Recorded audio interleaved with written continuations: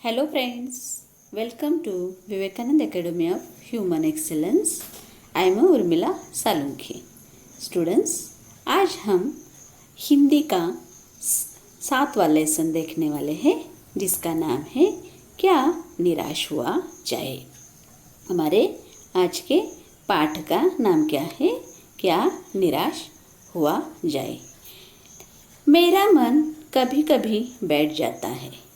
मेरा मन कभी कभी बैठ जाता है। मन बैठना यानी निराश होना।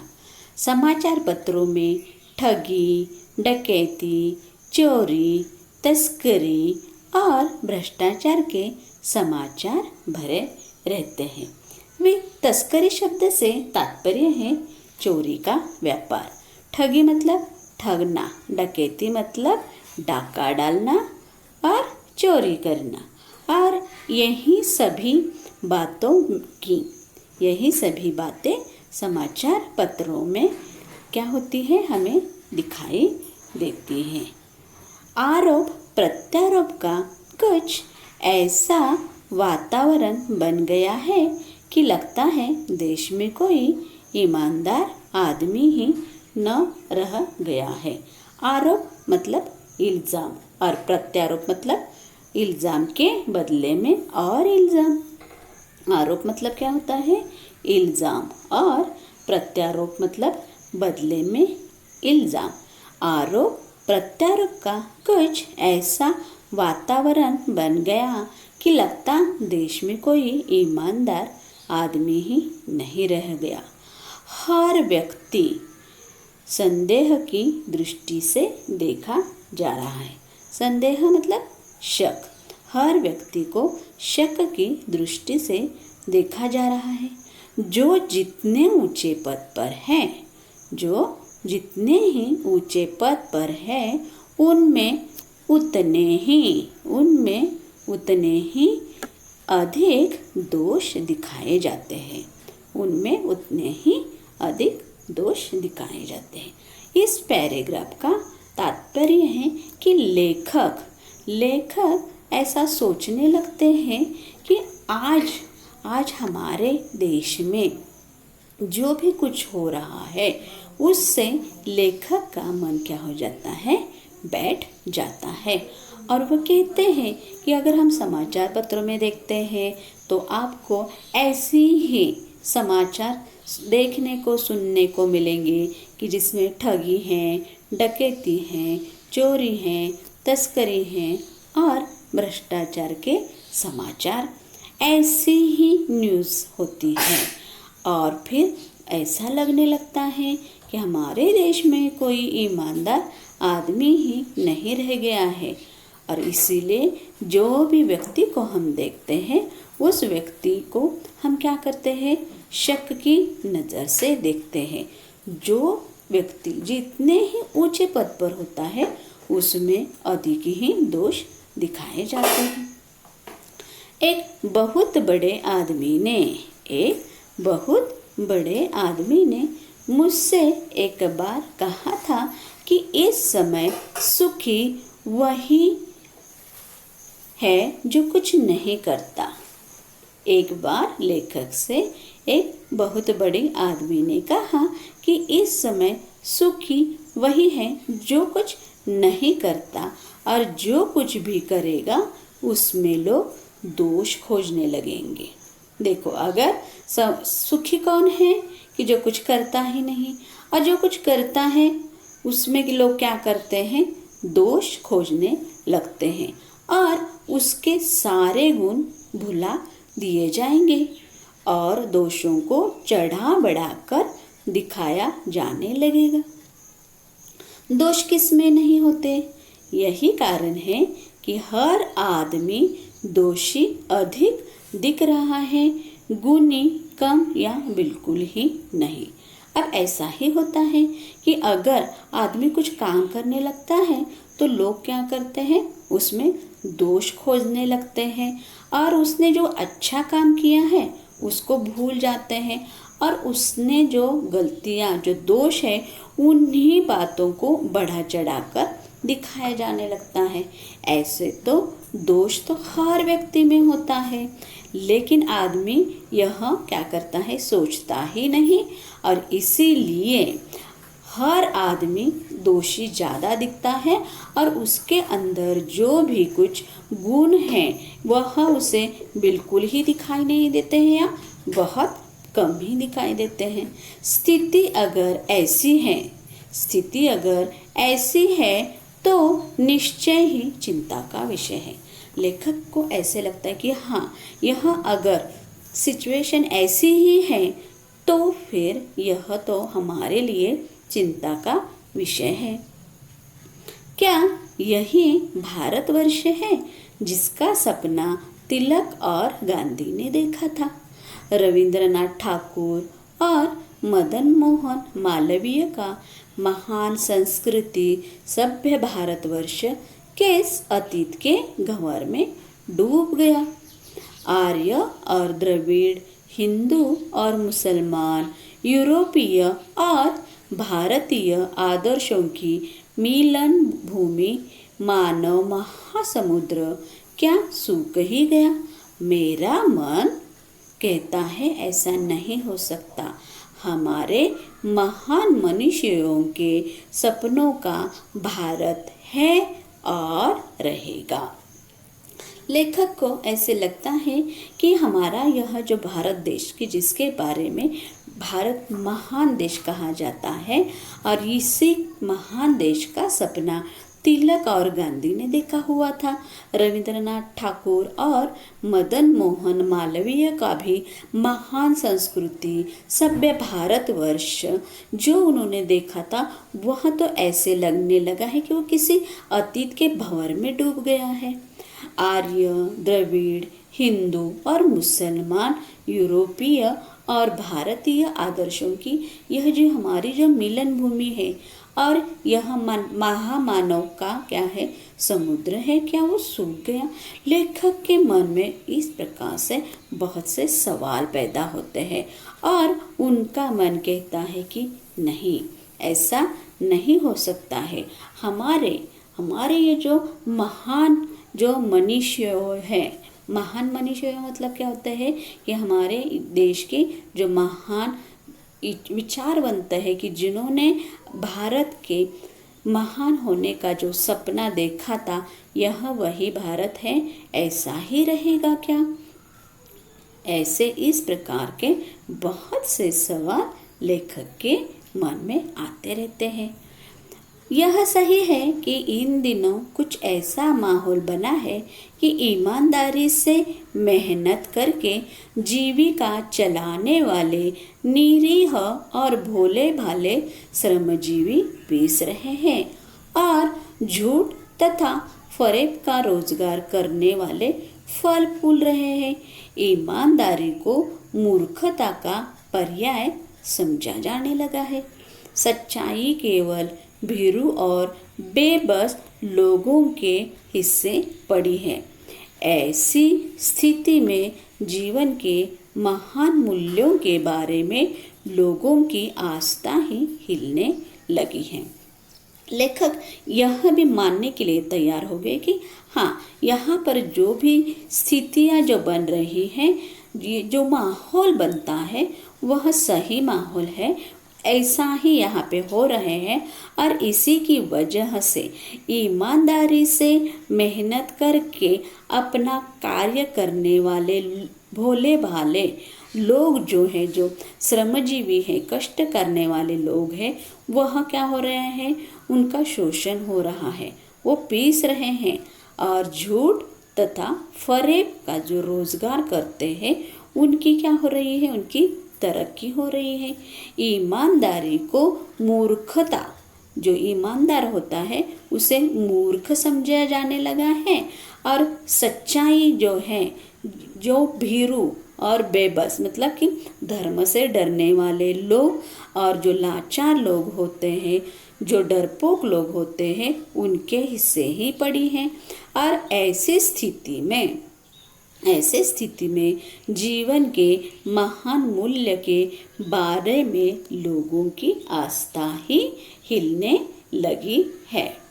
यहाँ इस पैराग्राफ में कवि का मानना यह है कि अपने जो मनीषी जो विचारक जो थे, उन्होंने जो भी सपना देखा था, लेकिन अब अगर हम देखते हैं तो माहौल ही इसी प्रकार से बना हुआ है कि यहाँ पर सच्चाई और ईमानदारी से काम करने वाले लोगों को अब क्या मूर्ख समझा जाने लगा है। भारतवर्ष ने कभी भी भौतिक वस्तुओं के संग्रह को बहुत अधिक महत्व नहीं दिया है। उसकी दृष्टि से मनुष्य के भीतर जो महान आंतरिक गुण स्थिर भाव से बैठा हुआ है, वही चरम और परम है। देखो कि हमारा यह जो देश है, हमारे देशवासियों ने कभी भी भौतिक वस्तुओं के संग्रह को अधिक महत्व नहीं दिया है। भौतिक वस्तुएं मतलब क्या? कृत्रिम वस्तुएं। भौतिक वस्तुएं मतलब क्या? कृत्रिम वस्तुएं। और उन्होंने संग्रह करना मतलब क्या? एकत्रित करना। संग्रह करना मतलब क्या? एकत्रित करना। और उन्होंने कभी भी ऐसे कृत्रिम वस्तुओं के संग्रह को अधिक महत्व नहीं दिया है। उसकी दृष्टि से मनुष्य के भीतर जो महान आंतरिक गुण स्थिर भाव से बैठा हुआ है, उस आदमी के अंदर, उस मनुष्य के भीतर जो महान आंतरिक गुण होते हैं, वही चरम और परम है। चरम और परम मतलब क्या? कि सबसे ऊपर, प्रधान।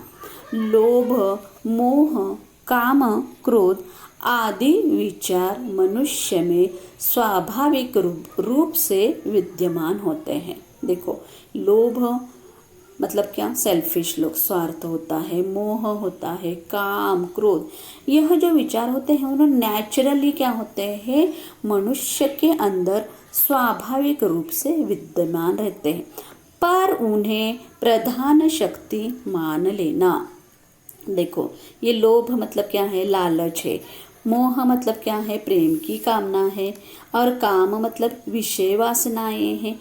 यह सभी बातें मनुष्य के अंदर होती है, लेकिन उन्हें प्रधान शक्ति मानना क्या है? अपने मन तथा बुद्धि को उन्हीं के इशारे पर छोड़ देना बहुत आचरण है।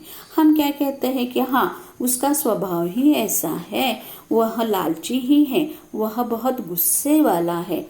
लेकिन अगर हम ऐसे शक्तियों को हम क्या करेंगे? बहुत महत्व देंगे और उसको हम सोचेंगे नहीं, बुद्धि के सहारे अगर उन्हें छोड़ देंगे, तो यह क्या है? बहुत बुरा आचरण है। भारतवर्ष ने कभी भी उन्हें उचित नहीं माना। भारतवर्ष ने उचित यानी कि कभी सही नहीं माना। उन्हें सदा संयम के बंधन से बांध कर रखने का प्रयत्न किया। मतलब हमारे देश के जो भी लोग थे, उन्होंने कभी भी ऐसे गलत आचरणों का कभी भी स्वीकार नहीं किया। उन्होंने क्या किया कि यह जो सदा उनको क्या किया? संयम के बंधन से बांधकर उन्होंने रखने का प्रयत्न किया। परंतु भूख की उपेक्षा नहीं की जा सकती। बीमार के लिए दवा की उपेक्षा नहीं की जा सकती। गुमराह को ठीक रास्ते पर ले जाने के लिए उपायों की उपेक्षा नहीं की जा सकती। लेखक यहाँ पे करते हैं कि अगर किसी को भूख लगती है तो हमें उसकी तरफ ध्यान देना चाहिए। बीमार के लिए हमें दवा देनी चाहिए। भूखी लोगों के लिए खाने को कुछ ना कुछ देना चाहिए। वैसे ही यह जो गुमराह लोग हैं, रास्ते से भटके हुए जो लोग हैं, उनको भी हमें क्या करना चाहिए? सही रास्ते पर लाने के लिए हमें बहुत से उपायों को क्या करना है? ढूंढना है। उनकी तरफ हमें बिल्कुल भी निगलेक्ट नहीं करना है। जो भूखी लोग हैं उनके भूखे की तरफ हमें नहीं निगलेक्ट करना है, उन्हें कुछ ना कुछ देना है। अगर कोई बीमार है, बीमार को क्या करना है, हमें दवा देनी है। वैसे ही गुमराह लोगों को भी हमें क्या करना है, सही रास्ते पर लाना है। हुआ यह है कि इस देश के कोटि कोटि दरिद्रजन, कोटि कोटि मतलब करोड़ों, इस देश के करोड़ों जो दरिद्रजन हैं, दरिद्रजन मतलब कौन होते हैं, गरीब, कोटि कोटि दरिद्रजनों की हीन अवस्था को, हीन मतलब क्या, कमजोर, हीन अवस्था को दूर करने के लिए ऐसे अनेक कायदे कानून बनाए गए हैं जो कृषि, उद्योग, वाणिज्य, शिक्षा और स्वास्थ्य की स्थिति को अधिक उन्नत और सुचारू, उन्नत मतलब क्या, उनकी प्रगति करनी है, और सुचारू मतलब सही रूप से बनने के लक्ष्य से प्रेरित है। परंतु जिन लोगों को इन कार्यों में लगना है उनका मन सब समय पवित्र नहीं होता है। प्रायः वे ही लक्ष्य को भूल जाते हैं और अपनी ही सुख सुविधा की ओर ज़्यादा ध्यान देने लगते हैं। देखो अब क्या हो रहा है कि हमारे देश में ये जो करोड़ों लोग हैं, जिनकी यहाँ पर जो गरीब लोग हैं, उनकी यह जो कमज़ोर अवस्था है, और यह उनकी इस अवस्था को दूर करने के लिए हमारे देश में बहुत से कायदे कानून बनाए गए हैं कि जो कृषि मतलब खेती, बिजनेस, वाणिज्य, एजुकेशन, स्वास्थ्य की स्थिति को बहुत अच्छी तरीके से उसके ऊपर ध्यान देने के लिए ये सब प्रयास किए गए हैं। परंतु हो क्या रहा है कि जिन लोगों को यह कार्य करने हैं उनका मन सब समय पवित्र नहीं होता है। मतलब क्या होता है कि वे क्या करते हैं, उनका जो लक्ष्य है, जो गोल है, उन्हें क्या करना चाहिए, इन बातों को क्या करते हैं, भूल जाते हैं और अपनी ही सुख सुविधा की ओर ज़्यादा ध्यान देने लगते हैं और क्या करते हैं, भौतिक सुविधा अपने लिए ही रख देते हैं और लोगों के कल्याण का जो काम उनके हिस्से आन पड़ा है उसको वो करते ही नहीं हैं। भारतवर्ष सदा कानून को धर्म के रूप में देखता आ रहा है। भारतवर्ष सदा कानून को उन्होंने किसके रूप में देखा है, धर्म के रूप में देखा है। आज एकाएक कानून और धर्म में अंतर कर दिया गया है। अचानक क्या हो गया कि अब कानून और धर्म में क्या हो गए हैं, लोगों ने अंतर यानी कि फर्क किया है। धर्म को धोखा नहीं दिया जा सकता, धर्म को धोखा नहीं दिया जा सकता, कानून को दिया जा सकता है। ऐसा अंतर लोगों ने किया हुआ है। उनका मानना यह है कि हम धर्म को तो हम धोखा नहीं दे सकते, कानून को धोखा दे सकते हैं। और यही कारण है कि जो धर्मभीरू जो लोग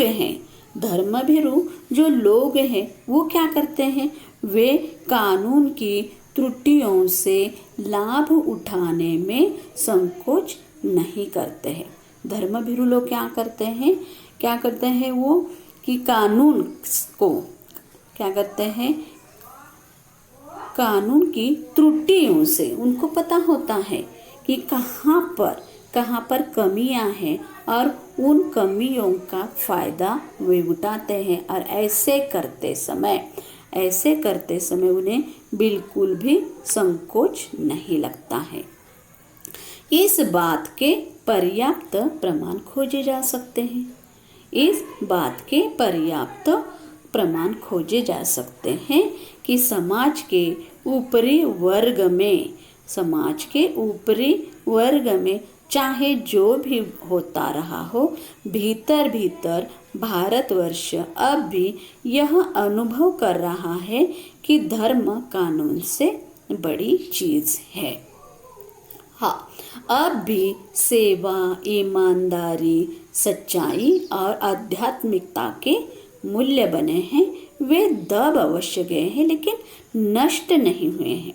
लेखक का मानना यह है कि हाँ, हमारे देश में अगर ऐसा भी हो रहा है तो यह सिर्फ समाज के ऊपरी वर्ग में हो रहा है, लेकिन सभी तरफ ऐसा नहीं हो रहा है, क्योंकि आज भी ऐसा अनुभव हो रहा है कि धर्म जो है कानून से बड़ी चीज़ है।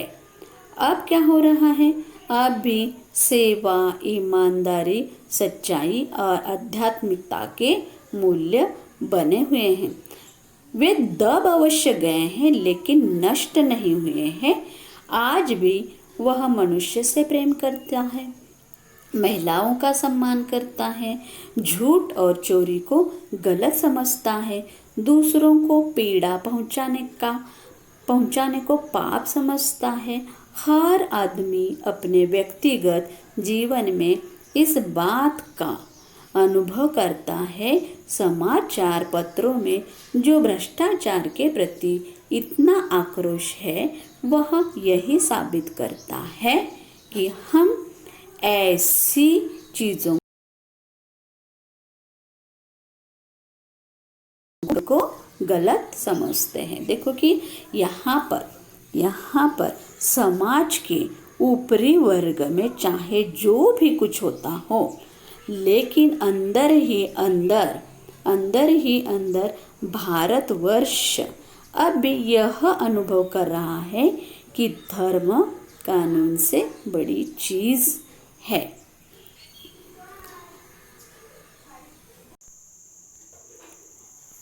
समाचार पत्रों में जो भ्रष्टाचार के प्रति इतना आक्रोश है, वह यही साबित करता है कि हम ऐसी चीज़ों को गलत समझते हैं। हाँ, मतलब क्या है कि हम भ्रष्टाचार को हम मानते नहीं हैं। भ्रष्टाचार के खिलाफ हम क्या करते हैं, आवाज़ उठाते हैं, भ्रष्टाचार को बढ़ावा देते नहीं हैं।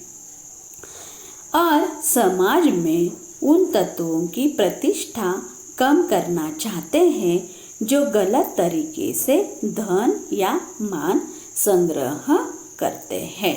जो लोग भ्रष्टाचार करते हैं उनको हम क्या करते हैं, उन्होंने जो गलत काम किया है, उन गलत कामों को हम क्या करते हैं, सबके सामने लाते हैं और समाज में इस भ्रष्टाचार के तत्वों से आगे बढ़ने वाले लोगों की हम क्या करते हैं, प्रतिष्ठा कम करते हैं, या फिर जो लोग गलत तरीके से धन का क्या करते हैं, संग्रह करते हैं। दोषों का पर्दाफाश करना बुरी बात नहीं है। देखो, पर्दाफाश करना मतलब क्या, उजागर करना। दोषों का पर्दाफाश करना बुरी बात नहीं है। बुराई यह मालूम होती है कि किसी के आचरण के गलत पक्ष को उद्घाटित करके उसमें रस लिया जाता है। देखो कि हम अगर किसी के दोष को हम क्या करते हैं, सामने लाते हैं, लेकिन इसमें बुराई यह होती है कि उसके आचरण पक्ष को, उसके गलत आचरण का जो पक्ष है, उसको हम क्या करते हैं, बहुत उसमें रस लेके उन बातों को हम क्या करते हैं, पब्लिश करते हैं। और यह ऐसा करना यह क्या है, बुरा है, क्योंकि हम सिर्फ उसके दोषों को ही दिखाना हमारा एकमात्र कर्तव्य मानते हैं। बुराई में रस लेना बुरी बात है, अच्छाई में उतना ही रस लेकर उजागर न करना और भी बुरी बात है। देखो, हम क्या करते हैं, अगर हमें किसी की बुराई मालूम होती है तो हम क्या करते हैं, उस बात को हम इतना बढ़ा चढ़ाकर दिखाते हैं। लेकिन अगर ऐसा हम कोई अगर अच्छा काम करते हैं तो उसको हम इतना नहीं बढ़ा चढ़ाकर दिखा देते हैं जितना कि हम बुरी बातों को दिखाते हैं। और ऐसा करना क्या है, और भी बुरी बात है। सैकड़ों घटनाएं ऐसी घटती है जिन्हें उजागर करने से लोग चित्त में अच्छाई के प्रति अच्छा भावना जगती है। देखो, हमारे यहाँ पे ऐसा नहीं है कि सिर्फ और सिर्फ बुरी ही बातें होती हैं। बहुत सी घटनाएं ऐसी होती हैं कि वह अच्छी घटनाएं अगर हम किसी के सामने लाते हैं, उन बातों का अगर हम जिक्र करते हैं, तो वह बातों को सुनकर दूसरे लोगों के मन में भी अच्छाई क्या होती है, जाग जाती है। वह भी अच्छा काम करने के लिए प्रेरित होते हैं। एक बार रेलवे स्टेशन पर टिकट लेते हुए गलती से मैंने 10 के बजाय 100 रुपये का नोट दिया और मैं जल्दी जल्दी गाड़ी में आकर बैठ गया। थोड़ी देर में टिकट बाबू उन दिनों के सेकंड क्लास के डिब्बे में हर आदमी का चेहरा पहचानता हुआ उपस्थित हुआ। उसने मुझे पहचान लिया और बड़ी विनम्रता के साथ मेरे हाथ में 90 रुपये रख दिए और बोला, यह बहुत गलती हो गई थी, आपने भी देखा नहीं, मैंने भी नहीं देखा। उसके चेहरे पर विचित्र संतोष की गरिमा थी। मैं चकित हो गया। देखो, यहाँ पर लेखक ने उनके साथ घटी हुई एक घटना थी। एक बार उन्होंने स्टेशन पर टिकट लिया और 10 के बजाय उन्होंने 100 रुपये का नोट दिया। जल्दी जल्दी में ही लेखक गाड़ी में आकर बैठे। लेकिन हुआ क्या कि थोड़ी देर बाद में टिकट बाबू जो आजकल हमारे लिए ऐसा पॉसिबल नहीं होता है, लेकिन उस ज़माने में यह पॉसिबल था। और इसीलिए जैसे ही टिकट बाबू को पता चला कि उन्होंने 10 के बजाय 100 रुपये का नोट रखा हुआ है, वह उस डिब्बे के अंदर आए और उन्होंने लेखक को पहचान कर बहुत ही विनम्रता के साथ उनके हाथ में ये जो 90 रुपये हैं वो दिए और उनसे माफ़ी मांगी और कहा कि मुझसे गलती हो गई, आपने भी नहीं देखा और मैंने भी नहीं देखा। और जब यह बात वो टिकट बाबू कह रहे थे तो उनके चेहरे पर बहुत बड़ी क्या थी, खुशी थी। और यह देखकर लेखक चकित रह गया। कैसे कहूँ कि दुनिया से सच्चाई और ईमानदारी लुप्त हो गई है। और इस वाकये को कहकर लेखक यह बताना चाहते कि हम तो कहते हैं कि आजकल दुनिया से सच्चाई और ईमानदारी ही लुप्त हो गई है, लेकिन ऐसा भी नहीं हो रहा है। वैसी अनेक अवांछित घटनाएं, अवांछित मतलब अनचाही, अवांछित का मतलब क्या है, अनचाहा। अनेक अवांछित घटनाएं भी हुई हैं, परंतु यह एक घटना ठगी और वंचना को अनेक घटनाओं से अधिक शक्तिशाली है। देखो कि लेखक और एक घटना हमें कह रहे हैं और वे कहते हैं कि यह जो घटना है यह ठगी और वंचना, वंचना मतलब क्या, अभाव, वंचना का मतलब क्या है, अभाव, कि अनेक घटनाओं से अधिक शक्तिशाली है। एक बार मैं बस में यात्रा कर रहा था। मेरे साथ मेरी पत्नी और 3 बच्चे भी थे। बस में कुछ खराबी थी, रुक रुक कर चलती थी।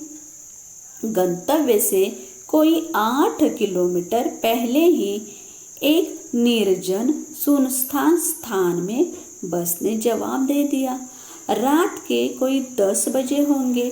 बस के यात्री घबरा गए। कंडक्टर उतर गया और एक साइकिल लेकर चलता बना। लोगों को संदेह हो गया कि हमें धोखा दिया जा रहा है। देखो, एक बार क्या हो गया, लेखक बस में यात्रा कर रहे थे, उनके साथ उनकी पत्नी और 3 बच्चे भी थे। बस में क्या हो गई, कुछ खराबी आ गई और इसीलिए बस रुक रुक कर चलने लगी।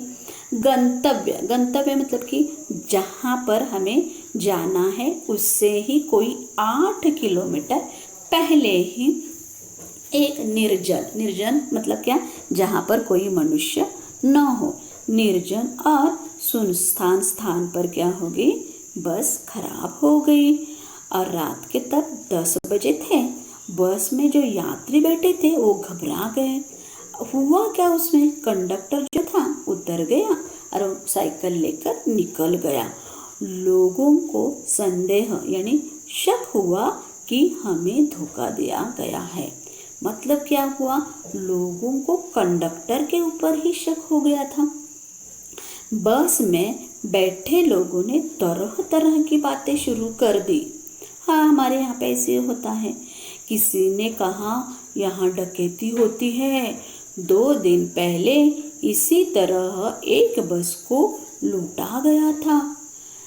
परिवार सहित सिर्फ लेखक ही अकेले थे और उनके जो बच्चे थे उनको बहुत प्यास लगी थी और वो पानी पानी करके चिल्ला रहे थे। पानी का कहीं ठिकाना न था और ऊपर ये जो आदमी जो बात कर रहे थे ना, उसी की वजह से सभी लोगों में एक प्रकार का डर पैदा हो गया। कुछ नौजवानों ने ड्राइवर को पकड़कर मारने पीटने का हिसाब बनाया। ड्राइवर के चेहरे पर हवाइयाँ उड़ने लगी। हवाइयाँ उड़ना, डर के मारे घबरा जाना। लोगों ने उसे पकड़ लिया। वह बड़े कातर ढंग से, कातर ढंग मतलब क्या, रोनी सूरत, कातर ढंग से रोनी सूरत लेकर लेखक की तरफ देखने लगे। हम लोग बस का कोई उपाय कर रहे हैं, बचाइए, ये लोग मारेंगे। और ड्राइवर ने डर के मारे लेखक की तरफ देखकर बोला कि ये हम दोनों, ड्राइवर और कंडक्टर, हम क्या कर रहे हैं, बस का कोई उपाय कर रही है, बचाइए, ये लोग देखो ना मुझे ही मार रहे हैं। वैसे तो लेखक के भी मन में डर तो था, लेकिन उसकी कातर मुद्रा देखकर, उस ड्राइवर की कातर मुद्रा मतलब रोनी सूरत देखकर मैंने यात्रियों को समझाया कि मारना ठीक नहीं है, परंतु यात्री इतने घबरा गए कि मेरी बात सुनने को तैयार नहीं हुए। कहने लगे, इसकी बातों में मत आइए, धोखा दे रहा है, कंडक्टर को पहले ही डाकुओं के यहाँ भेज दिया है। यहाँ पर कंडक्टर उतरकर चला गया। बेचारे ड्राइवर को लोग मारने लगे। तब लेखक ने उन्हें समझाने की कोशिश की, लेकिन लोग बिल्कुल भी मानने को तैयार ही नहीं थे।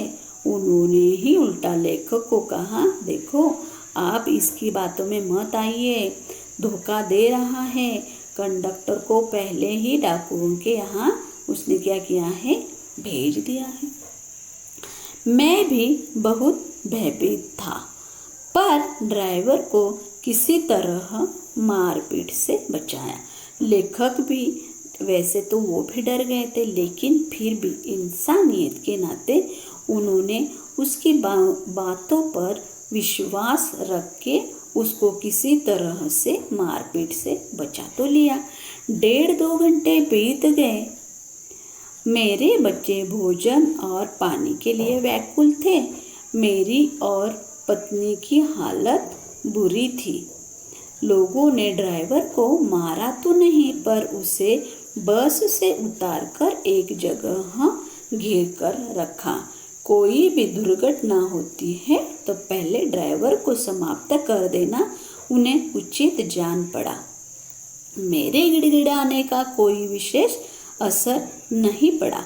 इस समय क्या देखता हूँ कि एक खाली बस चली आ रही है और उस पर हमारा बस कंडक्टर भी बैठा हुआ है। उसने आते ही कहा, अड्डे से नई बस लाया हूँ, इस पर बैठिए, वह बस चलाने लायक नहीं है। फिर मेरे पास एक लोटे में पानी और थोड़ा दूध लेकर आया और बोला, पंडित जी, बच्चों का रोना मुझसे देखा नहीं गया, वही दूध मिल गया, थोड़ा लेते आया। देखो क्या हो गया है, लोगों ने तो ड्राइवर को ही पकड़कर मारने की साजिश शुरू की थी। ड्राइवर बेचारा डर गया था, लेकिन लेखक के समझाने के बाद भी उन्होंने उसकी बात नहीं मानी। लेखक और उनकी बीवी की हालत भी खराब थी। लोगों ने ड्राइवर को क्या किया, घेर कर रखा। लेखक के समझाने का कुछ फ़ायदा ही नहीं हुआ। उन्होंने ऐसा कहा था कि अगर ऐसी सिचुएशन आती है कि उन्हें धोखा दिया जा रहा है, उससे पहले उन्होंने ड्राइवर को ही ख़त्म करने का संकल्प किया हुआ था। कुछ घंटे बीत गए और उन्होंने देखा कि एक खाली बस आ रही थी और उस खाली बस पर जो कंडक्टर जो गया हुआ था वो था, और उसने आते ही सभी लोगों से कहा कि बस अड्डे से मैं क्या लाया हूँ, एक नई बस लाया हूँ, बैठ जाइए, ये जो बस है वो अब आगे जाएगी नहीं। और लेखक की तरफ मुड़कर उसने कहा कि आपके जो बच्चे रो रहे थे ना, उनके लिए मैं थोड़ा पानी और दूध लाया हूँ। यात्रियों में फिर जान आ गई। मतलब अब तक जो यात्री घबरा गए थे वो क्या हो गए, उन्हें थोड़ा अब रिलीफ महसूस होने लगा।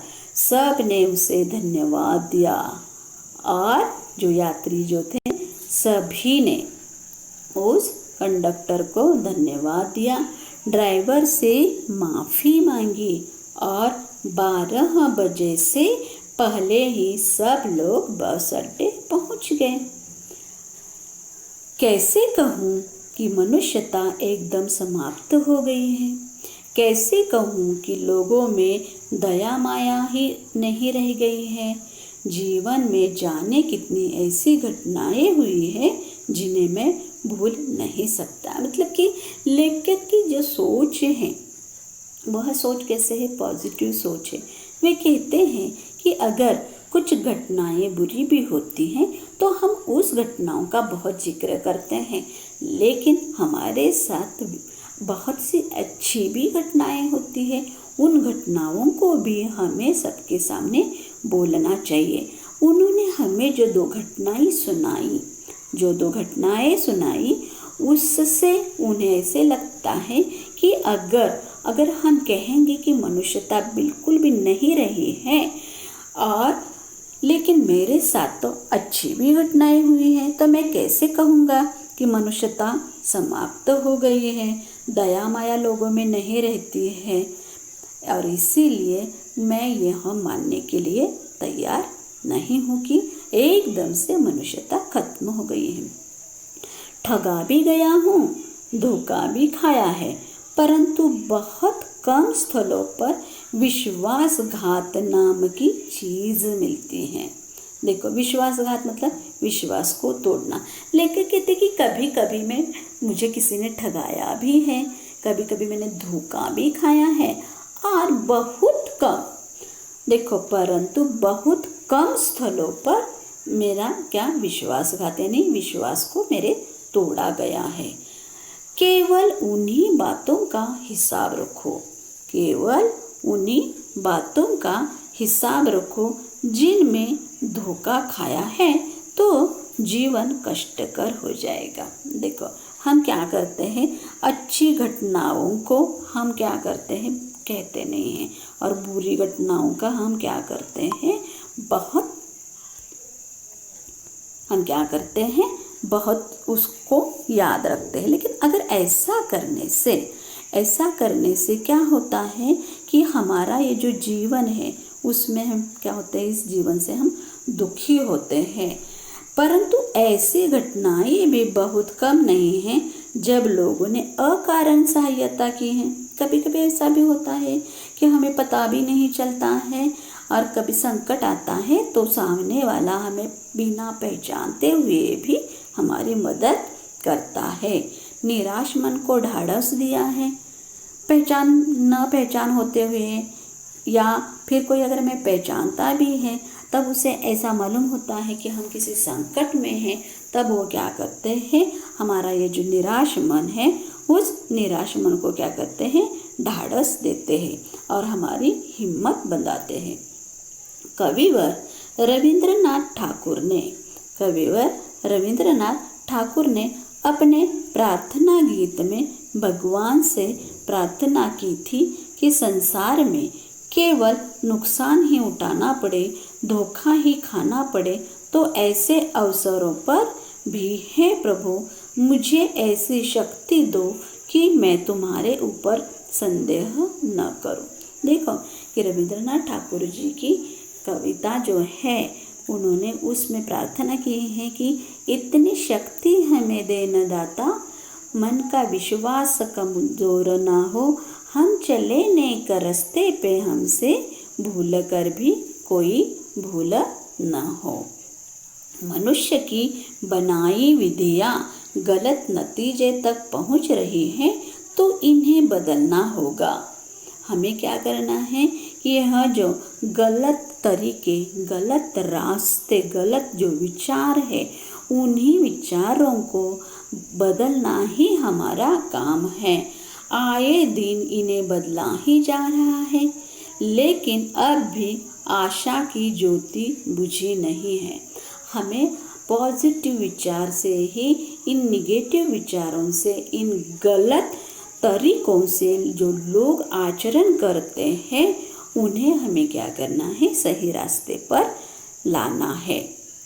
महान भारतवर्ष को पाने की संभावना बनी हुई है, बनी रहेगी। मतलब हमारा यह जो देश है, हमारा यह जो भारत देश है वह महान बनेगा और इसीलिए हमें हमारे देश को क्या करना है, आगे बढ़ाने के लिए बहुत सी क्या करनी है, बहुत सी कार्य करने हैं, देश को आगे बढ़ाना है।